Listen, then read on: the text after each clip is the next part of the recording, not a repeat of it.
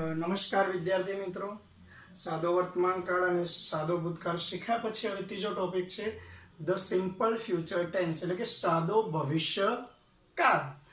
સાદો ભવિષ્યકાળ ક્યારે વપરાય કે જે ક્રિયા હજુ થઈ નથી પરંતુ ભવિષ્યમાં થશે કે બનશે.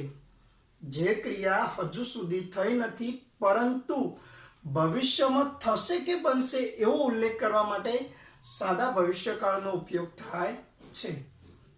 હવે આપેલ વાક્ય સાદા ભવિષ્યકાળનું છે એ કેવી રીતે ખબર પડી? તો એના માટે કેટલાક કાળદર્શક શબ્દો જેવી કે ટુમોરો. ટુમોરો એટલે કે આવતીકાલે. આવતીકાલ એ ભવિષ્ય સૂચવે છે એટલે ટુમોરો. એના પછી નેક્સ્ટ થી શરૂ થતા બધા જ શબ્દો એ સાદા ભવિષ્યકાળનો ઉલ્લેખ કરે છે. એક્ઝામ્પલ તરીકે next week, next month, next Monday, next June વગેરે. પછી ધ ડે આફ્ટર ટુમોરો એટલે કે આવતીકાલની પછીનો દિવસ, જેને આપણે કહીએ પરમ દિવસે. The day after tomorrow in 2030. અને ધ ફોલોઈંગ પછી કોઈ પણ શબ્દ, ધ ફોલોઈંગ ડે હોય, ધ ફોલોઈંગ વીક હોય વગેરે. હવે કાળદર્શક શબ્દો સમજ્યા પછી એસર્ટિવ સેન્ટેન્સ એટલે કે વિધાન વાક્યો. વાક્ય રચના કરતા કરતાને જેને અંગ્રેજીમાં આપણે કહીએ છીએ સબ્જેક્ટ, એના પછી શેલ કે વિલ પ્લસ મુખ્ય ક્રિયાપદ. મહત્વની બાબત અહીંયા ખાસ શું ધ્યાન રાખવાની કે સાદા ભવિષ્યકાળની અંદર શેલ વિલ સાથે મુખ્ય ક્રિયાપદ મૂકવામાં આવે છે. કર્મ પ્લસ અન્ય વિધાન વાક્ય મુજબ છેલ્લે ફૂલ સ્ટોપ. હવે કોઠો સમજીએ તો કે ફર્સ્ટ પર્સન સિંગ્યુલર, પહેલો પુરુષ એકવચન. આઈ શેલ પ્લે, હું રમીશ. અહીંયા ભવિષ્યકાળની અંદર આઈ અને વી સાથે શેલ આવે છે, બાકી બધા જ પુરુષ સાથે એટલે કે second person, third person singular અને પ્લુરલ એમની સાથે વિલ આવશે.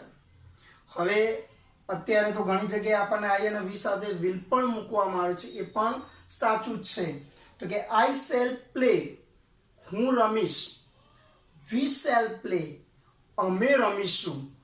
સેકન્ડ પર્સન બીજા પુરુષની અંદર યુ વિલ પ્લે, તું રમીશ અથવા તમે રમશો. યુ વિલ પ્લે, તમે રમશો.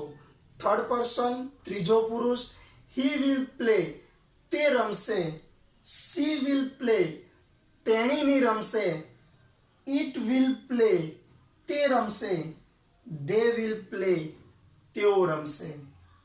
હવે આપણે વિધાન વાક્ય જોઈશું. રામ ખાલી જગ્યા પિક્ચર ટુમોરો. તો અહીંયા જે રામ રહ્યો એ આપણા માટે કર્તા છે. સાદા ભવિષ્યકાળની વાક્ય રચના મુજબ આપણે શેલ વિલ પ્લસ મુખ્ય ક્રિયાપદ આવશે. પિક્ચર એ કર્મ છે, ટુમોરો એ આપણા માટે અન્ય શબ્દ છે. અહીંયા આપણને કૌંસમાં ડ્રો આપેલું છે.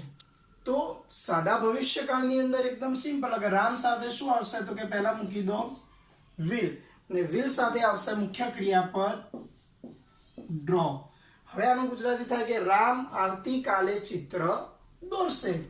આઈ ખાલી જગ્યા ટુ દીવ નેક્સ્ટ મંથ, કૌંસમાં આપેલું છે ગો. અહીંયા કાળદર્શક શબ્દ કયો આવ્યો તો કે નેક્સ્ટ. પહેલા વાક્યમાં કયો આવ્યો તો કે ટુમોરો. તો આઈ સાથે વિલ નહીં મૂકવામાં આવે, તો આઈ સાથે શું મૂકીશું આપણે? આઈ shell go to Diu next month, એટલે કે હું આવતા અઠવાડિયે દીવ આવતા મહિને હું દીવ જઈશ. દે ખાલી જગ્યા ધેર પ્રોજેક્ટ ઇન 2021, એટલે કે 2021માં તેઓ તેમનો પ્રોજેક્ટ કમ્પ્લીટ એટલે કે પૂર્ણ કરશે. એટલે આપણે દે આપ્યું એટલે સાથે આવશે વિલ કમ્પ્લીટ, એટલે કે હજુ એ કાર્ય પૂરું ક્યારે થશે કે ભવિષ્યમાં, એટલે કે 2021 ની અંદર. મનીષા ખાલી જગ્યા માય હોમ ટુમોરો. અહીંયા કાળદર્શક શબ્દ કયો? ટુમોરો. આગળના વાક્યમાં આપણે કયો જોયો કે 2021. અહીંયા કમ આપ્યો કે Manisha will come my home tomorrow, કે મનીષા આવતીકાલે મારા ઘરે આવશે. યુ ખાલી જગ્યા the teacher the day after tomorrow. અહીંયા ધ ડે આફ્ટર ટુમોરો એટલે કે પરમ દિવસે. હજુ તો પરમ દિવસ એટલે કે ભવિષ્યમાં મળશે. અહીંયા મીટ એટલે શું આવશે કે વિલ meet કે તું પરમ દિવસે શિક્ષકને મળીશ. હવે આપણે જોઈશું ઇન્ટ્રોગેટિવ સેન્ટેન્સ. બીજું ઇન્ટ્રોગેટિવ સેન્ટેન્સ શરૂ કરીએ પહેલા ખાસ ધ્યાન શું રાખો, જ્યારે પણ આપણને ચેન્જ ધ ટેક્સ્ટ ની અંદર સાદો ભવિષ્યકાળ કહેવામાં આવે એટલે સૌથી સરળમાં સરળ કાળ જો હોય તો સાદો ભવિષ્યકાળ, જેની અંદર આપણે શેલ વિલ પ્લસ મુખ્ય ક્રિયાપદ મૂકવાનું રહેશે. ઇન્ટ્રોગેટિવ સેન્ટેન્સ ની અંદર એટલે કે પ્રશ્નાર્થ વાક્યની અંદર પ્રશ્નાર્થ વાક્ય બનાવીએ ત્યારે શેલ કે વિલ એ વાક્યની શરૂઆતમાં આવશે, એના પછી કર્તા, કર્તા પછી મુખ્ય ક્રિયાપદ એમના એમ જ રહેશે, કર્મ, અન્ય અને છેલ્લે પ્રશ્નાર્થ ચિહ્ન. એક્ઝામ્પલ તરીકે જોઈએ કે મોહન વિલ સ્પીક હિન્દી. મોહન હિન્દી બોલશે. મોહન એ કર્તા છે, વિલ સ્પીક એ ભવિષ્યકાળ એટલે કે આપણા માટે ક્રિયાપદ છે, એટલે અહીંયા આપણે કહી શકીએ ક્રિયાપદ, અને હિન્દી એ આપણા માટે કર્મ છે. હવે પ્રશ્નાર્થ વાક્ય બનાવતી વખત જે વિલ રહ્યું એ વાક્યની શરૂઆતમાં આવી જશે, એટલે જ્યારે વિલ આગળ આવે તો પહેલો અક્ષર કેપિટલ થશે. વિલ આગળ લાવ્યા પછી હવે આપણે પાછળ મોહન લઈ જઈશું કે વિલ મોહન સ્પીક હિન્દી પ્રશ્નાર્થ ચિહ્ન. ઇન્ટ્રોગેટિવ સેન્ટેન્સ શીખ્યા પછી હવે આપણે લઈશું નેગેટિવ સેન્ટેન્સ એટલે કે નકાર વાક્યો. નકાર વાક્યની અંદર શેલ અને વિલ પછી તરત જ નોટ મૂકવામાં આવે છે. બીજી એક બાબત ખાસ શું ધ્યાન રાખો કે શેલ નોટ અને વિલ નોટ નું ટૂંકું રૂપ. આપણે શરૂ કરીએ પહેલા એમના ટૂંકા રૂપો વિશે થોડો અભ્યાસ કરીએ. તો કે શેલ નોટ જેનું ટૂંકું રૂપ આપણે કહી શકીએ શાંત. પણ જો આપણે યસ નું જવાબ આપતા હોય ટૂંકમાં જવાબ આપીએ તો આપણે શાંત નહીં લખતા, શેલ નોટ નું ટૂંકું રૂપ પણ વોન્ટ લખીએ છીએ. એ રીતે બીજી બાબત શું રાખો કે વિલ નોટ નું ટૂંકું રૂપ થાય વોન્ટ.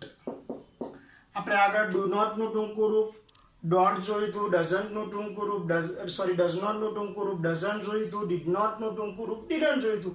તો અહીંયા બાબત ખાસ ધ્યાન રાખવાની કે શેલ નોટ નું ટૂંકું રૂપ શાંત થાય અને વિલ નોટ નું ટૂંકું રૂપ વોન્ટ થાય. બીજું કે જે આપણે ક્વેશ્ચન ટેગ કહીએ અનુપ્રશ્ન, એની અંદર ખાસ શેલ નોટ નું ટૂંકું રૂપ શાંત મૂકવામાં આવે છે. હવે આપણે જોઈશું નેગેટિવ સેન્ટેન્સીસ એટલે કે નકાર વાક્યો. હવે નકાર વાક્યની વાક્ય રચના જોઈએ તો કર્તા પ્લસ શેલ કે વિલ, અને શેલ વિલ પછી તરત આવશે નોટ, નોટ પછી મુખ્ય ક્રિયાપદ કર્મ પ્લસ અન્ય પ્લસ ફૂલ સ્ટોપ એટલે કે પૂર્ણ વિરામ. એક્ઝામ્પલ તરીકે લઈએ કે Rohan will eat an apple. હવે માની લો કે એપલ ની જગ્યાએ આપણે મૂકવું છે ઓરેન્જ.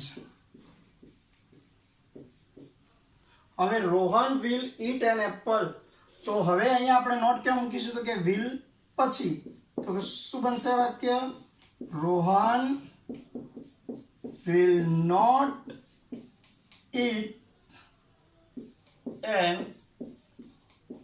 orange. એના પછી આપણે બીજું વાક્ય જોઈશું કે પલક will sing a poem, right. હવે આપણે પોએમ ની જગ્યાએ માની લો લઈ લઈએ ભજન, તો વાક્ય શું બનશે તો કે પલક, હવે વિલ પછી તરત આપણે મૂકીશું નોટ કે પલક will not sing a ભજન. બાકી બધું એમના એમ જ રહેશે.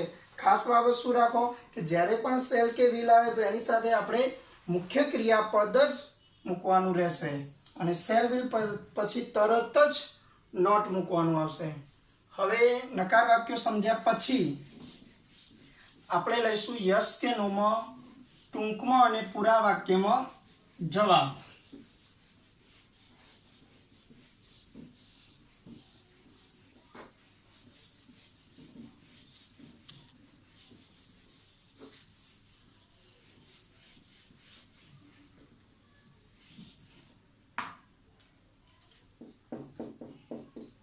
તો યસ કે નો.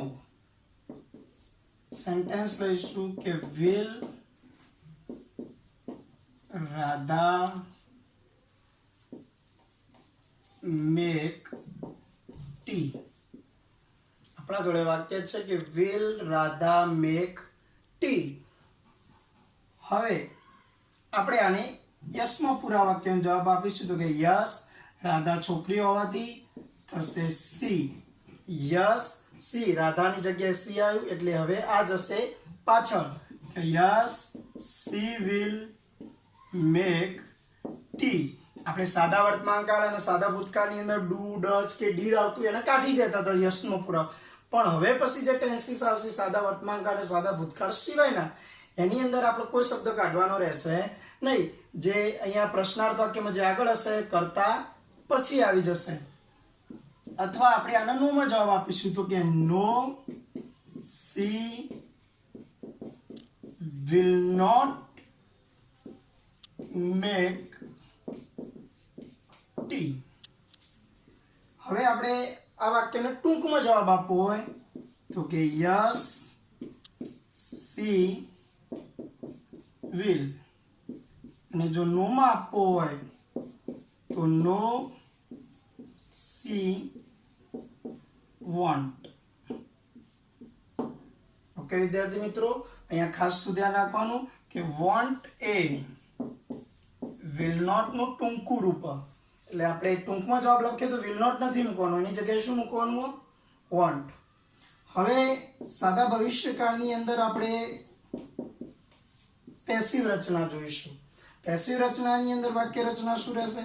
તો કે કર્તા પ્લસ શેલ કે વિલ પ્લસ અહીંયા બી આવશે ભૂતકૃદંત એટલે કે પાસ્ટ પાર્ટિસિપલ, એના પછી કર્મ પ્લસ અન્ય પ્લસ ફૂલ સ્ટોપ. એક્ઝામ્પલ તરીકે લઈએ તો કે the book will be read by me tomorrow. The book will be read sorry. The book will be, અહીંયા આવશે will. બુક એ કોઈ ક્રિયા કરી શકતું નથી તો the book will be. હવે જ્યારે બોલતા હોય તો ઘણા બધા રીડ બોલતા હોય, સ્પેલિંગ એના જ આવે પણ વંચાય શું કે રીડ રેડ એટલે એને વંચાય રેડ કે the book will be read by me tomorrow. આવતીકાલે સાદો ભવિષ્યકાળ દર્શાવે છે. બીજું આપણે જોઈએ the money will be paid by my father next month. Money એટલે કે પૈસા, કે આવતા મહિને પૈસા મારા પિતા દ્વારા ચૂકવવામાં આવશે તો વિલ બી પેડ. હવે સાદા ભવિષ્યકાળની અંદર બીજું એક ખાસ નવું શું શીખવાનું છે તો સાદા ભવિષ્યકાળની અંદર આપણે યુઝ ઓફ ગોઈંગ ટુ, સાદા ભવિષ્યકાળની અંદર ગોઈંગ ટુ નો પણ ઉપયોગ થાય છે. તો આપણે ગોઈંગ ટુ ના કેટલાક વાક્યો સમજીશું. તો યુઝ ઓફ ગોઈંગ ટુ. હવે આની વાક્ય રચના સમજીએ તો પહેલા આપણે મૂકવાનું છે કર્તા. કર્તાની પછી આવશે એમ, ઇઝ કે are plus going to plus મુખ્ય ક્રિયાપદ પ્લસ કર્મ પ્લસ અન્ય પ્લસ ફૂલ સ્ટોપ. પહેલું વાક્ય સમજીએ તો કે it will rain in the evening. It will rain in the evening. હવે અહીંયા આપણને ભવિષ્યકાળ દર્શક જોઈએ તો will rain. હવે આ વાક્યની અંદર આપણે જો going to નો ઉપયોગ કરવો હોય તો will નીકળી જશે. તો શું બનશે તો કે it હવે ઈટ પછી તારે શું મૂકવું પડશે તો કે એમ ઇઝ કે આર. તો ઈટ સાથે શું આવે તો કે ઇઝ. કે it is going to, it is going to. હવે વિલ નીકળી જશે. જ્યારે પણ અંગ્રેજી ગ્રામરની અંદર ટુ આવે તો ટુ સાથે હંમેશા મુખ્ય ક્રિયાપદ મૂકવામાં આવે છે. તો અહીંયા આવશે ટુ રેન. રેન એટલે વરસાદ થાય, પણ ટુ રેન એટલે વરસાદ આવવો થાય. રેન, તો it is going to rain in the evening. હવે આનું ગુજરાતી જોઈએ કે it will rain in the evening એટલે કે સાંજે વરસાદ આવશે. આનું ગુજરાતી થશે સાંજે વરસાદ આવશે. અહીંયા આપણે લખીશું એનું ગુજરાતી કે સાંજે વરસાદ આવશે. હવે ગોઈંગ ટુ નો ઉપયોગ કર્યા પછી આનું ગુજરાતી થાય કે સાંજે વરસાદ આવવાનો છે. બંને ભવિષ્યકાળ દર્શાવે છે. તો યાદ રાખો કે યુઝ ઓફ ગોઈંગ ટુ. એની અંદર બીજું એક સેન્ટેન્સ જોઈએ કે you will meet the teacher tomorrow.